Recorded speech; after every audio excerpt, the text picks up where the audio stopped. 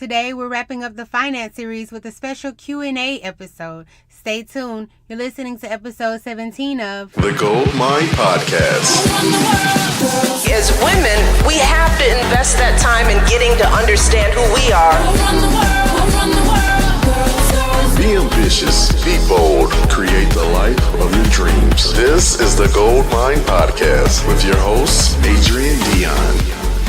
Hey you guys, so excited to be back again this week with you guys. I hope everyone is enjoying their last day of July. We're wrapping up July as well as the finance series, so that's pretty awesome. I'm hoping that everyone really enjoyed this series and really learned a lot from it. You know, I've been praying that I got a breakthrough this month with my finances as well, and I can definitely say that has happened. I ended this month with a fast and got a lot of good clarification on some things, some new ideas, and so I'm really excited about everything. And so today we are going to finish up the series with a Q&A. Last week on the show, I asked that if anybody had any questions, that you sent them to me on Instagram or any social media accounts, as well as my email. I didn't receive a lot of questions. I think there were 3 in total, and I'm hoping, I'm taking that as a good thing. I'm hoping that meant that I was clear about everything and that everybody got what they needed from this series moving forward.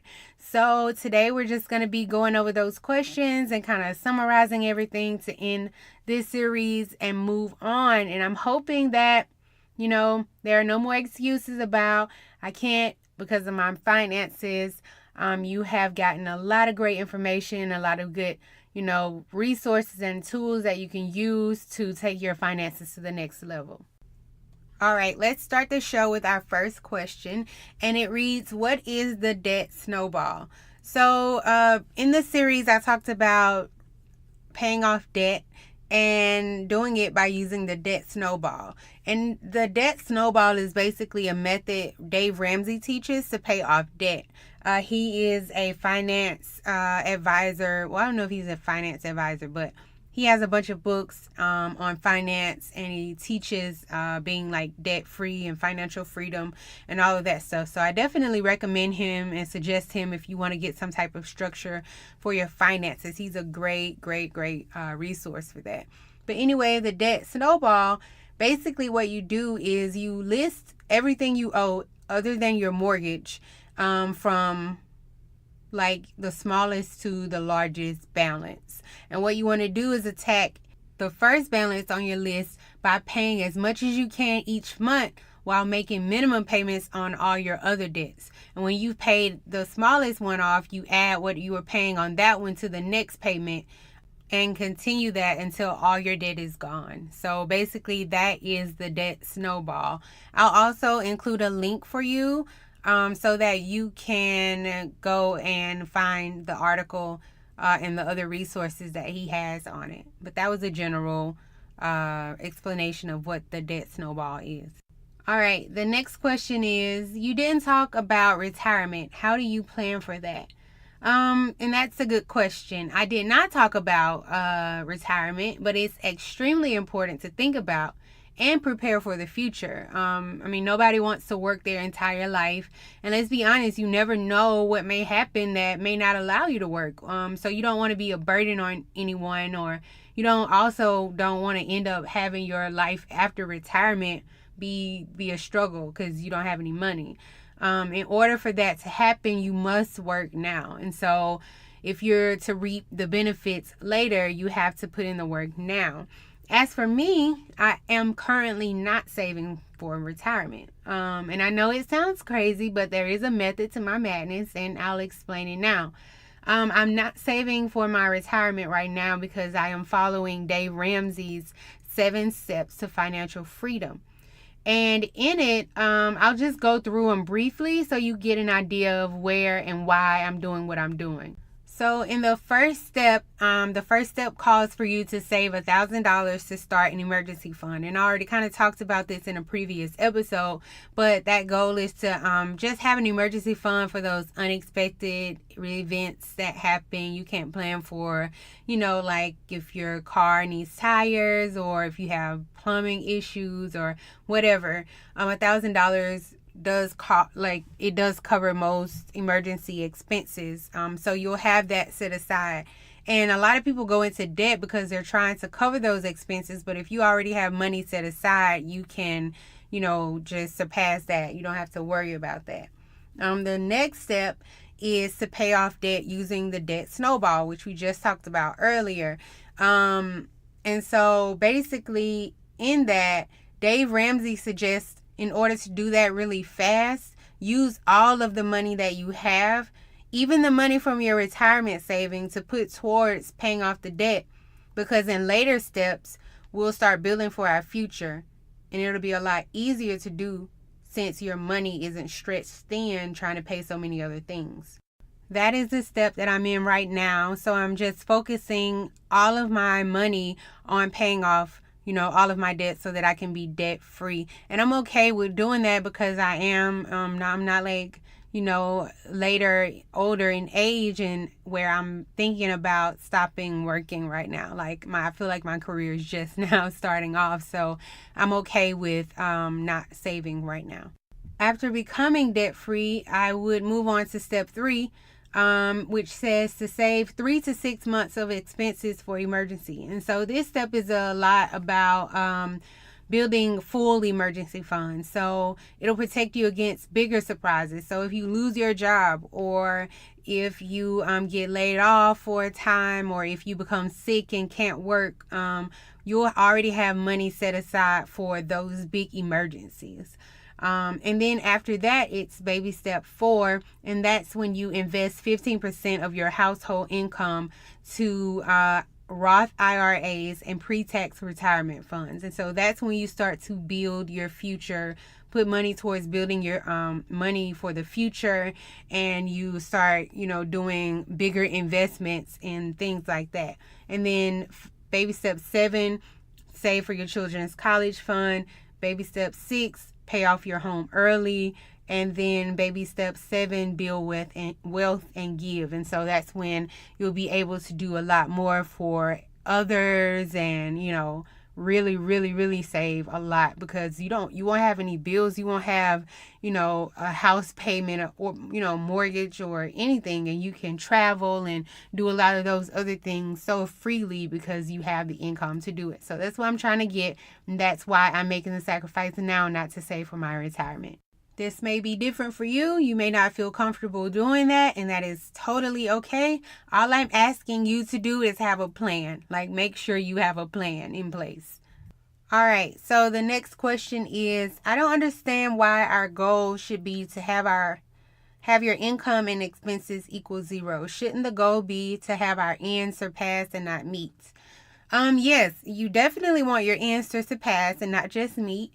But when I said your goal is to have your income and expenses equal 0, I meant that every single penny should be accounted for and have a place to go, which includes savings and investing and any other financial goal that you have, not to have a bill for all of your income. That's not what I meant.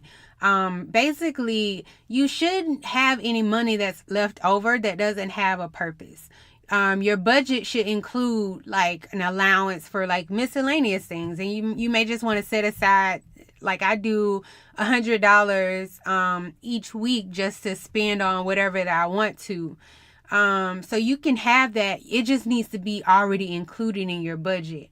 But just having money without focus or spending without any type of structure will cause you to miss a lot of opportunities to achieve your goals. So just say you have $100 left over and you've put money towards everything already, and you're like, okay, I just have $100. I'm just going to do anything with it. No, you could have put that towards, traveling. You could have put that towards something. I'm just saying that all of your money needs to have a place to go. It needs somewhere to be, focused towards. So I apologize if I made you confused about that, but that's what I meant. It just needs somewhere to go. You want to make sure, all of your spending is structured. All right. So the next question is, do you pay tithes? This is so funny to me because I really don't like to talk about this type of stuff because, people, it's just so much controversy around it. And I was like, but I was like, you know what? They asked me, did I pay tithes? So I'm going to tell you what I do. You're interested in me personally paying tithes, and so I'm going to give you the answer. Yes, I do pay tithes and offering. I was taught to do that from an early age, and so it's just something it comes natural to me. I've done it all my life. I don't personally struggle with it, but I do understand that it is something that is harder for other people to do. So for those of you who don't know what tithing is, basically it's giving 1/10 of all your earnings. So for example, if I earned $100, I would give back $10. And if I made $300,000, then I would give back $30,000. And so I'm pretty sure you could see why a lot of people are like, is this something I have to do? Like, is this really necessary? But as far as scripture goes, you can read about it in Malachi 3, 8 through 12. It's talking about, like, will a man rob God? And it goes on to talk about how if you pay tithes, the Lord will open the windows of heaven and pour you out a blessing. And so basically the purpose of tithing in the Bible was used to support the ministry, and it was for those who are in need. And for doing this, God promised that he would bless us and rebuke the devourer for our sakes. And I want you to remember that when you pay tithes, the blessings don't always have to be monetary blessings. It can be blessings of health and favor or protection. I think about all the close calls I've had with death, and sometimes you don't even know what God protects you from, but it covers you in that way.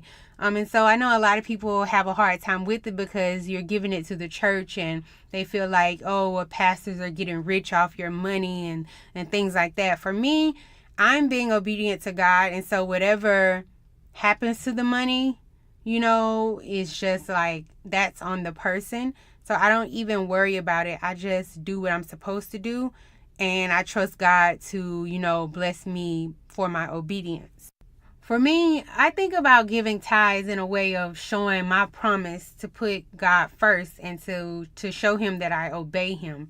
It's also like my way of showing him that I trust him. Because, it's easy to give $1 when you make $10. But what about, like earlier, giving $30,000 when you get $300,000? So it's a way of showing God that, hey, I trust you with the small as well as the big. Whatever I give, you can count on me. You can depend on me to put you first and be obedient to the things that you've asked me to do.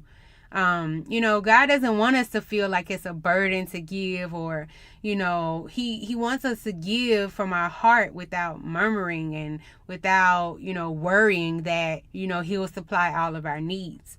So if you're paying tithes and you feel like you aren't seeing the benefits of it, I encourage you to check your spirit of giving. You should be a cheerful giver. You should know and expect that God is going to bless you for your obedience and not be a dreadful giver. Feeling like you're giving to somebody that's reckless and irresponsible with your money, or, feeling like you're giving to somebody that just wants to take from you. God said that he will never let you outgive him. And so you should give cheerfully, knowing that he promised to give you your needs and supply your needs and your wants.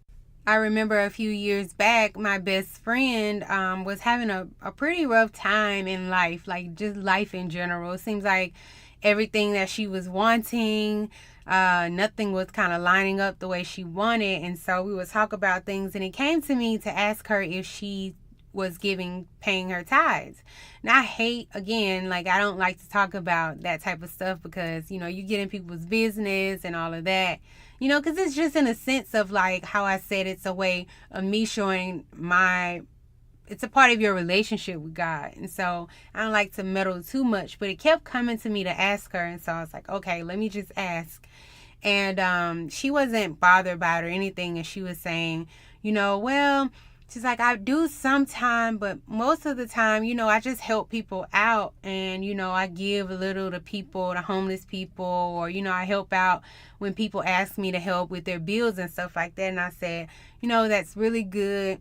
It's good to, you know, do good deeds, but you're still not following the structure and the plan that God has as a way of blessing you. You know, he said to give first off the top, give your 10%.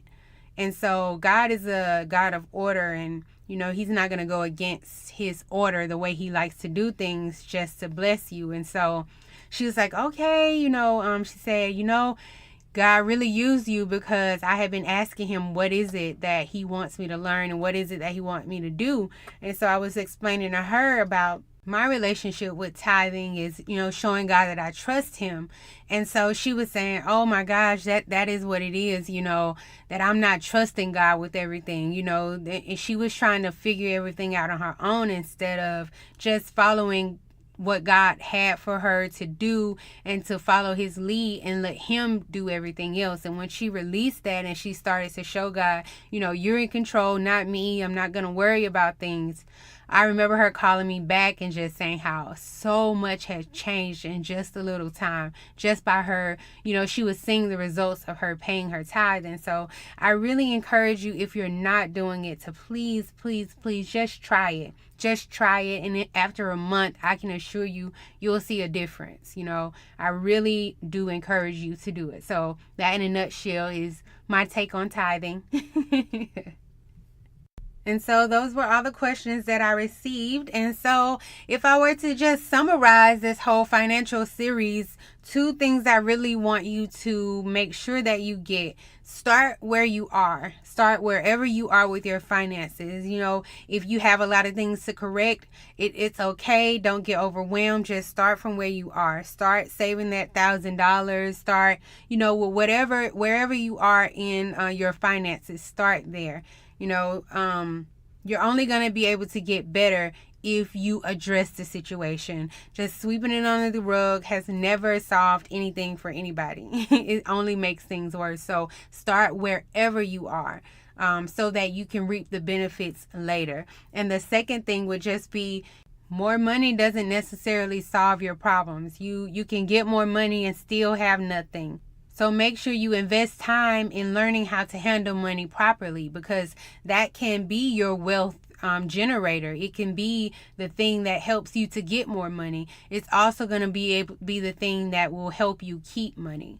And so, you know, the Bible says that Solomon asked for wisdom and God gave him riches. There is nothing wrong with money. There is a lot that you can do with money, but you will never be successful with it if you don't know how to handle it. All right, guys, that is all I have for you today. Thank you so much for listening. If you haven't already done so, make sure you rate, review, and subscribe to the show. Also, join the tribe and sign up for the email list, so that you get access to the Facebook group and all the emails about upcoming things and some coupon and discounts, hints. You want to make sure you get those to your inbox ASAP. All right, guys, I will talk to you next week. Thank you so much. Love you guys. Bye.